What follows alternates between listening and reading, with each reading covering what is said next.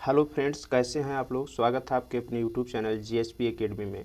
Friends, आज हम लोग चर्चा करेंगे क्लास 10th बायोलॉजी के लाइफ प्रोसेस नामक चैप्टर से। लाइफ प्रोसेस होता क्या है, ये हमारी रक्षा कैसे करता है, ये हमारे लिए फ़ायदेमंद कैसे है, इसके बारे में इस वीडियो में हम लोग चर्चा करेंगे। इसलिए फ्रेंड्स, आप लोग ज़रूर लास्ट तक वॉच करिए और इसमें को अधिक से अधिक शेयर करिए, लाइक करिए और सब्सक्राइब करिए।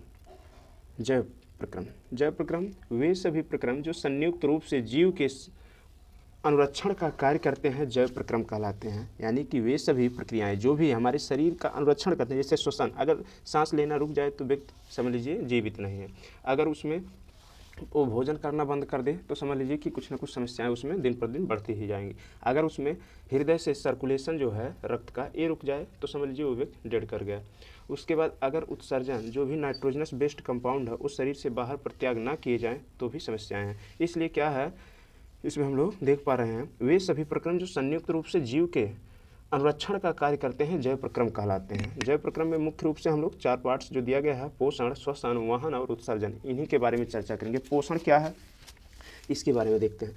पोषण ग्रहण करना, भोजन ग्रहण करना, पचे भोजन का अवशोषण एवं शरीर द्वारा अनुरक्षण के लिए उसका उपयोग पोषण कहलाता है। यानी कि भोजन जो हम लोग लेते हैं, पचे भोजन का अवशोषण एवं शरीर द्वारा अनुरक्षण के लिए उसका उपयोग पोषण कहलाता है। कहने का मतलब फूड अगर हम लोग लिए तो फूड में जनरली क्या पाया जाता है, फूड में प्रोटीन्स मिलते हैं, विटामिन्स मिलते हैं, मिनरल्स मिलते हैं, कुछ मात्रा में वाटर मिलता है और फिर कार्बोहाइड्रेट ओवरऑल बोलते हैं, फैट भी मिलता है इसमें। तो ये हमारे लिए क्या है, उन्हीं का हम लोगों के शरीर में पाचन होता है और उसको एब्जॉर्ब कर लिया जाता है, अवशोषण उसका कर लिया जाता है और उसके बाद फिर वो हमारी शरीर के लिए क्या है, फ़ायदेमंद है, वही हमारी रक्षा करते हैं। अगर वो ना हो, अगर मान लीजिए विटामिन नहीं रहेगा तो हम रोगी हो जाएंगे, रोग से पीड़ित हो जाएंगे। इसलिए अगर इसमें फैट की, भोजन में फैट की मात्रा नहीं रहेगी तो क्या हमारी त्वचा जो है कुछ लचीली नहीं होगी और उसके बाद क्या होगा, अन्य कोशिका या अन्य मांसपेशियों विकसित नहीं हो पाएंगी। ये सब चीज़ें हैं। तो पोषण भोजन ग्रहण करना, पचे भोजन का अवशोषण एवं शरीर द्वारा अनुरक्षण के लिए उसका उपयोग पोषण कहलाता है।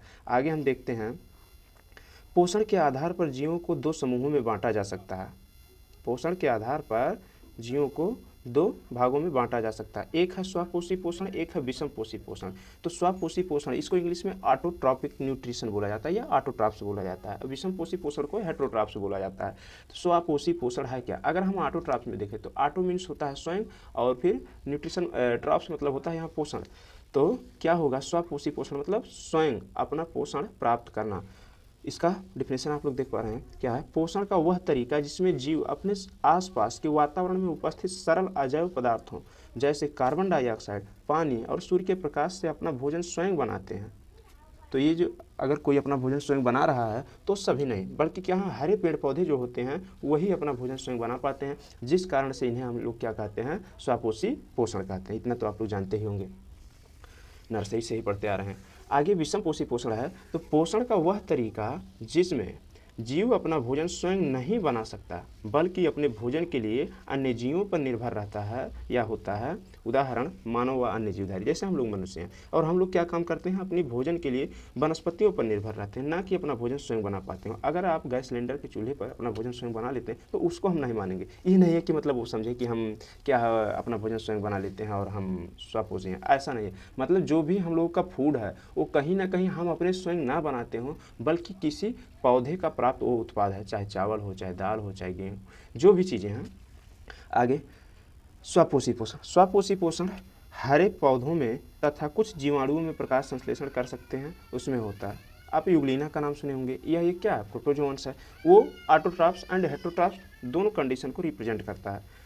इसमें देखिए, जो जीवधारी अपना भोजन स्वयं बना लेते हैं वो स्वपोषी कहलाते हैं, या इसमें एग्जाम्पल था हरे पेड़ पौधे। तो इसमें प्रकाश संश्लेषण, प्रकाश संश्लेषण की एक विधि है। यानी कि प्रकाश संश्लेषण क्या है, एक ऐसी प्रकाशीय अभिक्रिया है जिसमें सभी प्रकार के हरे पेड़ पौधे अपना भोजन स्वयं बना लेते हैं। तो उसके बारे में हम लोग देखते हैं, इसमें क्या है, प्रकाश संश्लेषण। यह वह प्रक्रम है जिसमें स्वपोषी बाहर से लिए पदार्थों को ऊर्जा संचित रूप में परिवर्तित कर देता है।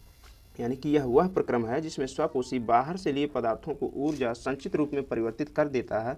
ये पदार्थ कार्बन डाइऑक्साइड तथा जल के लिए तथा जल के रूप में लिए जाते हैं, जो सूर्य के प्रकाश तथा क्लोरोफिल की उपस्थिति में कार्बोहाइड्रेट में परिवर्तित कर दिए जाते हैं। कहने का मतलब अगर हम बताएं तो प्रकाश संश्लेषण के लिए 5 संघटक जो बहुत आवश्यक है। पहला है सूर्य का प्रकाश, दूसरा है कार्बन डाइऑक्साइड, तीसरा है जल तथा खनिज, चौथा है आपका ये क्लोरोफिल, पांचवा क्या हो जाएगा, सूर्य का प्रकाश हो गया पहला, दूसरा कार्बन डाइऑक्साइड, तीसरा है जल, चौथा है खनिज, पांचवा है क्लोरोफिल। ये तो क्लोरोफिल हरे पेड़ पौधों की पत्तियों में मिलने वाला एक वर्णक है। उसके बाद सूर्य का प्रकाश दिन के समय पर मिल गया, तो यानी कि इसमें क्या है, जब प्रकाश संश्लेषण की प्रक्रिया होती है तो दिन के समय पर ही होती है। और इसमें क्या है कि मुख्यतः मंड का निर्माण होता है, या फिर ये कहें कि कार्बोहाइड्रेट का निर्माण होता है। कैसे, जो कार्बन और हाइड्रोजन इसमें जल जो लिया गया ये भूमि से लिया गया, जाइलम ऊतक के द्वारा पौधों में क्या होता है, पत्तियों तक जल तथा खनिज पदार्थ पहुंचा दिए जाते हैं। बाकी ऊपर सूर्य का प्रकाश है ही। उसके बाद वायुमंडल में कार्बन डाइऑक्साइड, जो कार्बन डाई हम श्वसन क्रिया में छोड़ते हैं वो पौधों के लिए उपयोगी हो जाता है, और जो कार्बन डाइऑक्साइड हम लोग छोड़े वो पौधों के लिए उपयोगी हुआ, लेकिन उसके अगेंस्ट पौधे हम लोग को क्या देते हैं, ऑक्सीजन देते हैं। इसलिए एक दूसरे के हम लोग पूरक हैं। अगर पौधा नहीं रहेगा तो हम लोग नहीं रहेंगे इस धरातल पर, अगर हम लोग नहीं बचे तो पौधा नहीं बचेगा। इसीलिए आप रिएक्शन देख पा रहे हैं इसमें CO2 प्लस H2O, क्लोरोफिल और सूर्य के प्रकाश की उपस्थिति में अभिक्रिया हुआ है, C6H12O6 बना और प्लस ऑक्सीजन गैस निकला। ये ऑक्सीजन हम लोग के लिए आवश्यक है, प्लस 6H2O। तो इसमें देखिए समीकरण को बैलेंस करने के लिए हमने 6 आगे लगा दिया, जो अपने नोट्स में देख पा रहे हैं आप लोग, और 12 लगा दिया H2O के आगे। आगे देखते हैं प्रकाश संश्लेषण के लिए आवश्यक कच्ची सामग्री, जो हमने बताया कि essential 5 components are essential for photosynthesis, तो वही इसमें दिया गया है। सूर्य का प्रकाश, क्लोरोफिल, कार्बन डाइऑक्साइड, जल, और एक इसमें नहीं दिया गया है खनिज। तो देख पा रहे हैं कार्बन डाइऑक्साइड स्थलीय पौधे इसे वायुमंडल से प्राप्त करते हैं, हमने बता दिया कि एटमॉस्फेयर से पौधे प्राप्त कर लेते हैं। दूसरा क्या है, जल। जल जो है जड़ों द्वारा, जो जाइलम ऊतक होते हैं पौधों में, वही भूमि से क्या काम करते हैं, खींच लेते हैं, पत्तियों तक पहुँचा लेते हैं। आगे इसमें प्रकाश संश्लेषण के दौरान निम्नलिखित घटनाएं होती हैं। कौन कौन सी घटनाएं घटित होती हैं वो देख लीजिए। क्लोरोफिल द्वारा प्रकाश ऊर्जा को अवशोषित करना। दूसरा है, यानी कि जो होता है क्लोरोफिल, क्लोरोफिल पत्तियों में विद्यमान होता है, वो काम क्या करता है, प्रकाशीय ऊर्जा को अवशोषित कर लेता है। दूसरा पॉइंट क्या है, प्रकाश ऊर्जा को रासायनिक ऊर्जा में रूपांतरित करना तथा जल अणुओं का हाइड्रोजन और ऑक्सीजन में अपघटन। यानी कि जो जल होता है, जो H2O है, जल का सूत्र है H2O। ये H2O कहाँ से लिए गए, भूमि से लिए गए हैं, किसके द्वारा, जाइलम ऊतक के द्वारा। तो ये जाइलम ऊतक के द्वारा क्या किया गया, जल ले लिया गया। अब ये जल जा करके जब प्रकाश संश्लेषण की अभिक्रिया होती है तो अपघटित हो जाता है। वैसे भी अगर हम जल को बॉयल कर देते हैं तो ये अपघटित हो जाता है हाइड्रोजन और ऑक्सीजन में, इसलिए। नेक्स्ट पॉइंट इसमें है, कार्बन डाइऑक्साइड का कार्बोहाइड्रेट में अपचयन हो जाता है, यानी कि जो कार्बन डाइऑक्साइड है उसका कार्बोहाइड्रेट में अपचयन हो जाता है। अब यहाँ एक वर्ड आ गया कार्बोहाइड्रेट। एक कार्बोहाइड्रेट है क्या, तो यहाँ हम देख लेते हैं। कार्बोहाइड्रेट वे होते हैं जिनमें कार्बन, हाइड्रोजन और ऑक्सीजन के अणु विद्यमान होते हैं, जैसे C6H12O6 आप ऊपर के समीकरण में देखें तो इसमें देखिए कार्बन भी मौजूद है, हाइड्रोजन भी मौजूद है, ऑक्सीजन भी मौजूद है। ये चीज़ें आगे, जब प्रकाश संश्लेषण होता है तो पत्तियों में क्या है, जो पेड़ पौधे की पत्तियां होती हैं उसमें रंध्र पाया जाता है। अगर वही रंध्र प्रकाश संश्लेषण के दौरान ओपन ना हो तो क्या होगा, उसमें से जो है जो ऑक्सीजन है वो ऑक्सीजन नहीं निकल पाएगा, यह है, और बाहर से वायुमंडलीय कार्बन डाइऑक्साइड नहीं जा पाएगा, जिस कारण से प्रकाश संश्लेषण की अभिक्रिया होना थोड़ा मुश्किल हो जाएगा। तो स्टोमेटा क्या है, इसके बारे में देख लेते हैं। पत्ती की सतह पर जो सूक्ष्म छिद्र होते हैं उन्हें रंध्र कहते हैं। जैसे अगर हम पत्तियों को देखें तो पत्तियों के सतह पर जो एकदम इनर मोस्ट लेयर है उसमें क्या है, बहुत सूक्ष्म छिद्र होते हैं, और वही सूक्ष्म छिद्र वहाँ स्टोमेटा के नाम से जाना जाता है। ये इसमें जो फिगर आप लोग देख पा रहे हैं ये क्या है, इंटरनल डायग्राम है स्टोमेटा का। रंध्र के प्रमुख कार्य, रंध्र के जो कार्य हैं वो देख लीजिए। प्रकाश संश्लेषण के लिए गैसों का अधिकांश आदान प्रदान इन्हीं छिद्रों के द्वारा होता है। आगे है, यानी कि जो गैसों का आदान प्रदान होता है, हमने आपको बोल दिया, पहले ही बोल दिया कि ऑक्सीजन और कार्बन डाइऑक्साइड का जो आदान प्रदान है वो किसके द्वारा होगा, स्टोमेटा के द्वारा होगा। और फिर जो आवश्यकता से अधिक जो जल है प्रकाश संश्लेषण अभिक्रिया में जो यूज हुए वो तो ठीक है, जो नहीं यूज हुए वो क्या होता है, या यूज होते दौरान ये जब विघटित होते हैं तो उसमें से ऑक्सीजन गैस निकलता है, वो ऑक्सीजन गैस इन्हीं रंध्रों के द्वारा निकलता है। आगे है, वाष्पोत्सर्जन प्रक्रिया में जल रंध्र द्वारा निकल जाता है। आप देख पा रहे हैं इसका डायग्राम है। सहायक कोशिका, इसमें आदिचर्म कोशिका, द्वार कोशिकाएं हैं। जो द्वार कोशिकाएं होती हैं डंबल के आकार का होता है, महादेव के डमरू के जैसा होता है। उसके बाद इसमें रंध्र छिद्र जो है एकदम बीच वाला जो भाग है वो रंध्र छिद्र है। ये फिगर हो गया। आगे हम लोग देखते हैं विषम पोषी पोषण। स्वपोषी तो कंप्लीट हो गया, हरे पेड़ पौधों का प्रक्रिया जितना भी था कंप्लीट हुआ। अब हम लोग बहुत ही अच्छे ढंग से इसमें विषम पोषी पोषण को देखते हैं। और फ्रेंड्स आप लोग वीडियो को जरूर लास्ट तक देखिए और अधिक से अधिक अपने सोशल अकाउंट पर शेयर करिए, ताकि ये जो भी स्टूडेंट हैं जो बहुत ही कमज़ोर स्टूडेंट हैं, वो आसान से आसान भाषा में हम आपको ये मटेरियल्स प्रोवाइड करा रहे हैं ताकि वो लोग भी इसका फ़ायदा उठा सकें।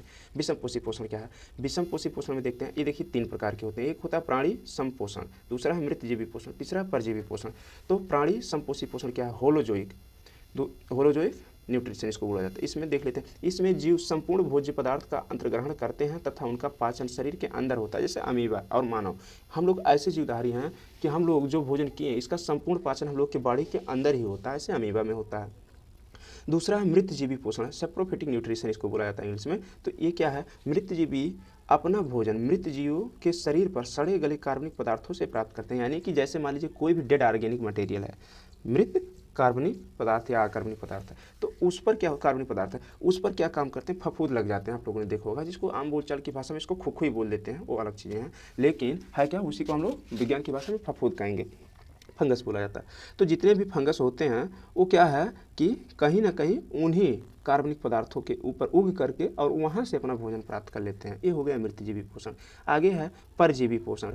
परजीवी मतलब पैरासिटिक, और पोषण का इंग्लिश हो जाएगा न्यूट्रिशन, तो पैरासिटिक न्यूट्रिशन। यानी कि इसका परजीवी मतलब होता क्या है?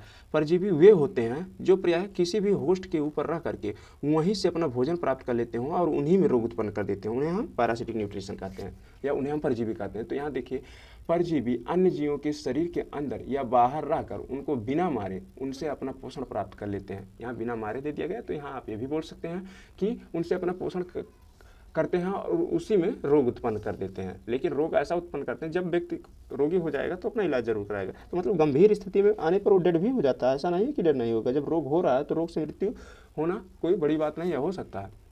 तो इसका एग्जाम्पल क्या? अमरबेल। अमरबेल जिस पौधे पर लग जाता है, अब वो पौधा देखिए पूर्ण रूप से नष्ट हो जाता है, सूख जाता है। जू, मान लीजिए जू किसी के हेड में जू पड़ गए, तो होता क्या है, वो व्यक्ति में हमेशा हेड में खुजलाहट होती है। और दूसरी चीज़ें क्या है कि उसको नींद कम आती है, कई समस्याएं, फीता कृमि, ये सब क्या है? परजीवी हैं।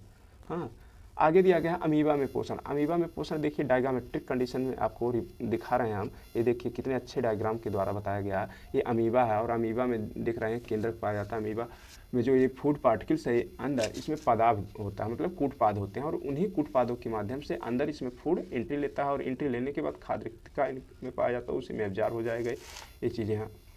तो आप लोग इसको देख पा रहे हैं कितने अच्छे वे में दिखाया गया है। उसके बाद फिर हम लोग देखते हैं पारामीशियम में पोषण। पारामीशियम में पोषण कैसे होता है? तो पारामीशियम में जो है पक्षमाभ एक पाया जाता है सीलिया, और सीलिया के द्वारा ही पारामीशियम में पोषण होता है। कोशिका की पूरी सतह को ढके रहते हैं। यानी कि पारामीशियम के सबसे बाहरी भागों पर क्या है? रोमेदार जो संरचनाएं पाई जाती हैं, उन्हीं को हम लोग क्या कहते हैं? पक्षयाप कहते हैं। और वो काम क्या करते हैं? इनको फीडिंग करने में सहायता प्रदान कराते हैं या न्यूट्रिशन में इनमें हेल्पफुल होते हैं। तो पारामीशियम से पक्षयाप, और उसके बाद फिर क्या है? भोजन एक विशिष्ट स्थान से ही ग्रहण किया जाता है इसमें, ये चीज़ें। अब आगे नेक्स्ट वीडियो में हम लोग चर्चा करेंगे फ्रेंड्स, मानव में पोषण कैसे होता है। इसलिए क्योंकि ये वीडियो लंबा हो जाएगा और हम चाहते हैं कि आप कहीं ना कहीं घबराएं ना, छोटे छोटे पार्ट्स में आपको ये चैप्टर हम इतने ही अच्छे ढंग से समझा देंगे कि आपको जीवन भर नहीं भूलेगा। Friends, thank you for watching my channels.